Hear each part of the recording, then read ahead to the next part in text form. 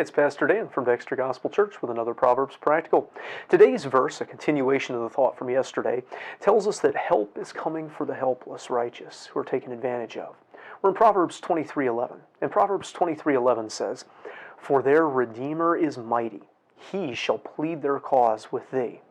So the previous verse warned us, hey, don't try to make gain dishonestly, don't try to take advantage of those that seem weak or helpless, particularly the fatherless. Don't try to take over their fields for yourself. Well, they may appear helpless, but now we find that they're not so helpless as they appeared. The Redeemer referred to here is not necessarily the Redeemer we think of in the New Testament terms, as one who buys us out of sin or slavery. This is the kinsman Redeemer of the Old Testament law of Ruth and Boaz. They might buy the person back, or they might buy back property for a person, or they might undertake any obligation of a close family member. Notably, the word for Redeemer here is also translated avenger. This person wasn't just there to give financial assistance, but also physical protection and potentially vengeance for bloodshed. They were the agent of justice for that person.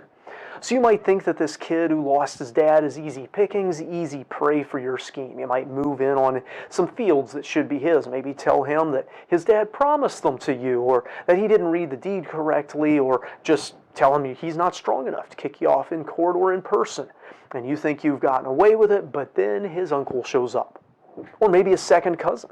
It didn't have to be immediate family, just the closest family that someone had who did have the resources and power and will to help them. Boaz wasn't Naomi's closest kinsman, but he was the one with the power, will, and opportunity to do what should be done. And when that Redeemer shows up, he's going to plead the case. It might be in court, it might be with staves in the field, but he will help the one who didn't seem to have any help. Under that Old Testament law, no one was ever supposed to be left completely helpless and alone in Israel. And then, of course, there's God. The verse isn't really about him, I don't think. It's just warning that there are often protectors for those who seem helpless. But at the ultimate end, there is God. Even if there is no human to stand up for justice, to care for the fatherless, God will. Even if the courtroom where that justice is dispensed is his throne room in heaven, justice will be done. He is a father to the fatherless, a help to the needy. So when someone sets themselves to prey upon the seemingly helpless, they risk God stepping in as that person's help, that person's redeemer, that person's avenger. He is mighty, and you don't want him representing the other side because he always wins his case. And for those who have placed their trust in him, he is both a father and a redeemer. And he will stand for us and plead for us. We are never helpless and alone, for he is our kinsman redeemer.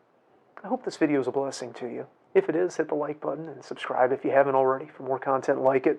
We'd love to see you in the comments section, and we'd love to see you in person here at Dexter Gospel Church. Until next time, I hope you stay well. And remember that there is a Redeemer.